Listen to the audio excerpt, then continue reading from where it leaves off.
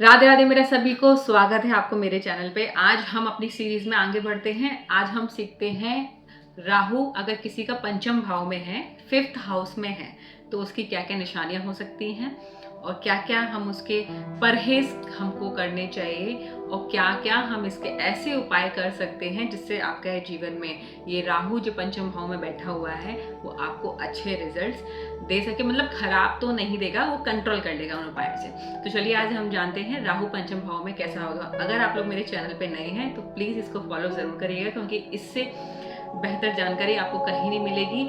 और इसको फॉलो आप करेंगे तो आपको जल्दी से जल्दी मेरी सारी लाइव वीडियो आपको जल्दी से जल्दी देखने को मिल सकती है। राहु अगर किसी का पंचम भाव में होता है तो ऐसे व्यक्ति के हार्मोन्स बहुत ज़्यादा डिस्टर्ब होते हैं। इसका स्पर्म काउंट भी इनको कहा जाता है कि इनका बहुत कम होता है।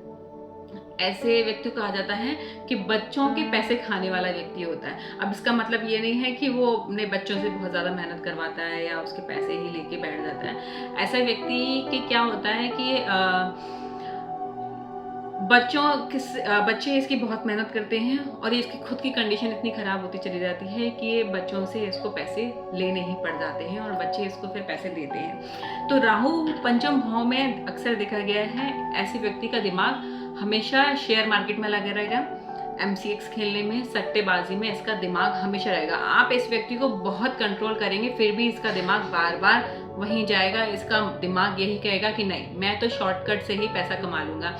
ये अपने जीवन में हमेशा शॉर्टकट ही ढूंढ रहे होते हैं। ऐसा व्यक्ति को है ना ध्यान रखना चाहिए कि ये थोड़ा सा कम गैम्बलिंग करे और किसी और चीज़ में अपना माइंड डाइवर्ट करे, क्योंकि जब गैम्बलिंग करेगा, सट्टेबाजी करेगा, इसको हमेशा नुकसान ही होगा, इसको कभी फ़ायदा नहीं होगा। शादी अगर इनकी हो जाती है तो इनको बेटा ज़रूर होता है अगर ये घर की खुशियों में शामिल होते हैं, लेकिन बेटा जो होता है उससे बड़े परेशान रहते हैं। आने वाले समय में जब भी इनका बेटा धीरे धीरे बड़ा होगा ये उससे थोड़े से परेशान रहते हैं, क्योंकि शनि अगर इनकी कुंडली में अच्छा होगा तभी इनको अपने बच्चों का सुख अच्छा मिलेगा। अदरवाइज कि अपने ही बच्चों से बहुत ज़्यादा परेशान हो जाते हैं। पंचम भाव में अगर किसी का राहु होता है तो इसके मिसकैरेजेस भी बहुत ज़्यादा होते हैं इसकी पत्नी के। अब इतने मिसकैरेजेस होते हैं कि क्योंकि इसीलिए होते हैं, देखो होते हैं तो वो अच्छा है क्योंकि इनका पहला बच्चा एबनॉर्मल ही पैदा होगा।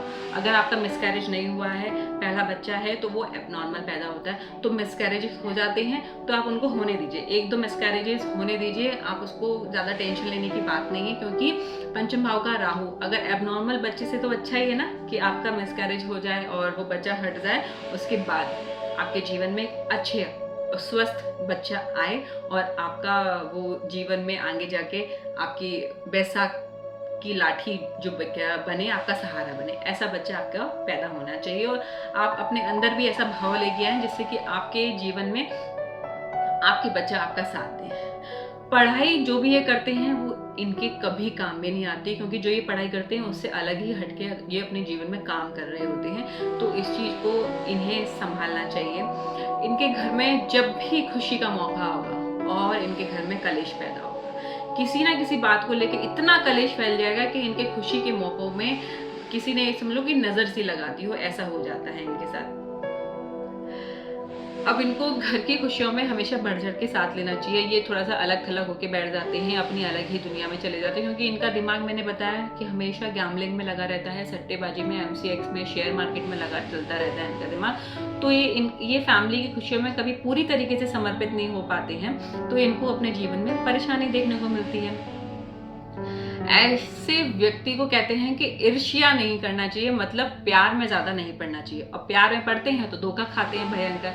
और इनकी क्या आदत होती है कि जितनी भी इनकी गर्लफ्रेंड्स वगैरह होती हैं, रिलेशनशिप होता है, तो उसकी चीज़ें बहुत संभाल के रखते हैं ये लोग। लव लेटर्स जैसी चीज़ें ये बहुत संभाल के रखते हैं, उसको बड़े सहेज के रखते हैं। और शादी होने के बाद पत्नी के द्वारा पकड़े जाते हैं ये, और बार बार पकड़े जाते हैं। अगर ये पुरानी गर्लफ्रेंड से बात करने की भी कोशिश करते हैं तब पकड़े जाते हैं। तो इनको ये चीज़ें बिल्कुल अवॉइड करनी चाहिए, अपने जीवन में इस चीज़ का सुधार लाना चाहिए अगर ये चाहते हैं कि अपने जीवन में स्मूथ इनकी लाइफ चले। इनको कोशिश करनी चाहिए कि साउथ फेसिंग घर इनके लिए बिल्कुल नहीं अच्छा है। इनको हमेशा साउथ फेसिंग घर में नुकसान ही झेलने को मिलेगा। और ये छोटी छोटी गैम्बलिंग में भी इतने बड़े बड़े नुकसान उठा लेते हैं कि जिसकी कोई सीमा नहीं है। तो ये छोटी छोटी गलतियों से ही बहुत बड़ा अपना नुकसान कर लेते हैं। घर के बाहर इन्हें ध्यान रखना चाहिए कि बिजली का जो खंभा होता है ना, और अक्सर इनको वही घर मिल रहा होता है जहाँ इनके घर के बाहर बिजली का खंभा होता है। तो ये कोशिश करें जब भी आप नया घर लेने जाएं तो बिजली का खंभा वहाँ पे नहीं होना चाहिए, क्योंकि वो आपके राहु को और ज़्यादा एक्टिवेट कर देगा। तो आपको इस चीज़ का परहेज रखना चाहिए कि आप के घर के बाहर अगर बिजली का खंभा है तो कोशिश करें कि कहीं और घर चेंज कर लीजिए, और कहीं और घर देखने जा भी रहे हैं तो आपको गारंटी है कि ऐसा ही घर आपको कोई दिखाएगा मीडिएटर कि वहाँ पे बिजली का खंभा होगा आसपास। तो थोड़ा सा उससे अवॉइड रहना है आपको। पत्नी आपकी बहुत ज़्यादा बीमार रहेंगी, बार बार बीमार रहेंगी, तो आपको उसके उपाय करने पड़ेंगे। और घर में ऐसे व्यक्ति के ना 2 शादी के होते परिवार में, मतलब चाचा ताऊ में ही ऐसे लोगों के परिवार में ही इनके 2 शादी के योग होते हैं, या फिर कहते एक शादी टूट के दूसरी शादी होती है, या सगाई टूट के दूसरी सगाई होती है। तो इनको ऐसा होता रहता है, लेकिन इनका कॉमन सेंस बहुत अच्छा होता है। इनको बस लव मैरिज नहीं करनी है, क्योंकि लव मैरिज में ये हमेशा धोखा ही खाएंगे। तो प्यार में धोखा मिले इससे अच्छा है कि फैमिली की मर्जी से शादी कर लें। हाँ, अब ये क्या कर रहे होते हैं ना अपने जीवन में, इनका जो आत्मा होती है ना, वो अपने ही बच्चों की आत्मा को ढूंढ रहे होते हैं। अब इनके इतने मिसकैरेजेस हो जाते हैं तो ये हर किसी बच्चे में अपने बच्चे की आत्मा को ढूंढ रहे होते हैं। तो इनका ये नेचर इस तरीके से डेवलप हो जाता है।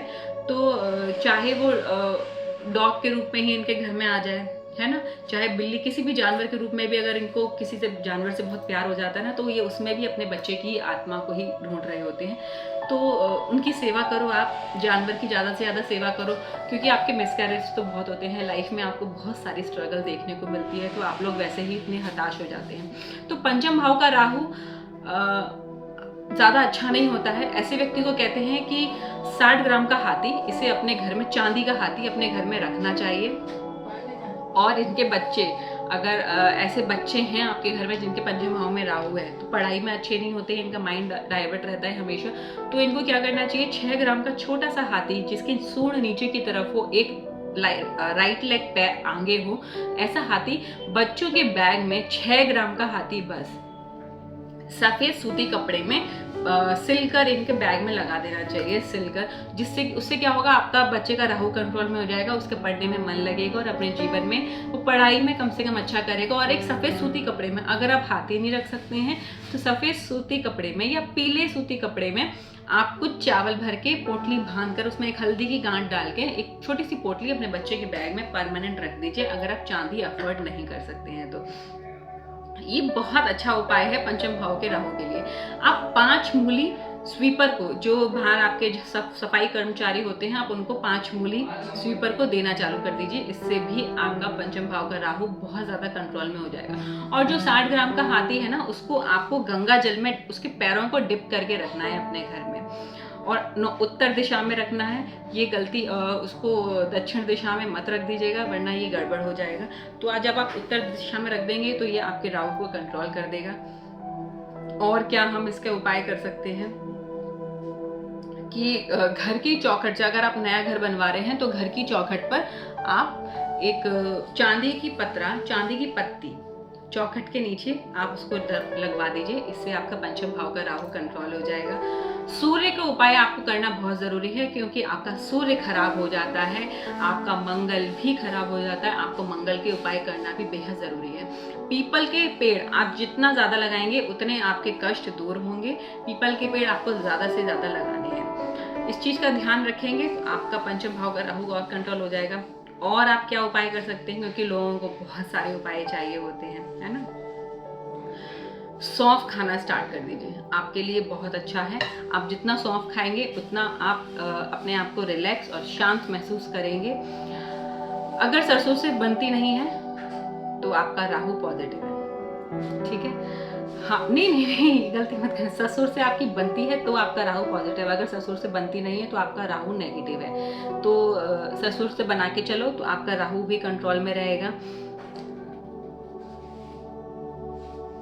गाय की सेवा करिए, हीरा पहनना आपके लिए अच्छा है। अपनी पत्नी से, आपकी पत्नी से रिलेशनशिप बहुत ज़्यादा ख़राब रहते हैं, लड़ाई बहुत ज़्यादा रहती है, तो आप अपनी पत्नी से ही दोबारा शादी कर सकते हैं। किसी भी मंदिर में जाके दोबारा फेरे लेंगे, शादी करेंगे तो आपके लड़ाई झगड़े भी कम हो जाएंगे। आपको ये बहुत अच्छे रिजल्ट देगा पत्नी से दोबारा शादी करना। अगर आपके रिलेशनशिप में भी बहुत ज़्यादा दिक्कत रहती है तो आप क्या कर सकते हैं, आप 200 ग्राम दही, 200 ग्राम घी गाय का, 2 कपूर की टिकिया और थोड़ी सी रुई, आप इतना सा लेंगे और ये मंदिर में दे देंगे तो आपको ये शुक्र आपका अच्छा हो जाएगा, आपकी पत्नी से रिलेशनशिप आपके अच्छे हो जाएंगे।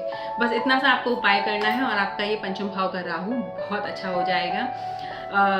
मैंने आपको सारे परहेज भी बता दिए हैं इस वीडियो में। आपको पंचम भाव के राहु के और क्या क्या उपाय कर सकते हैं ये भी आपको मैंने बता दिया है। इससे बेहतर और कोई उपाय हो नहीं सकता है। मैंने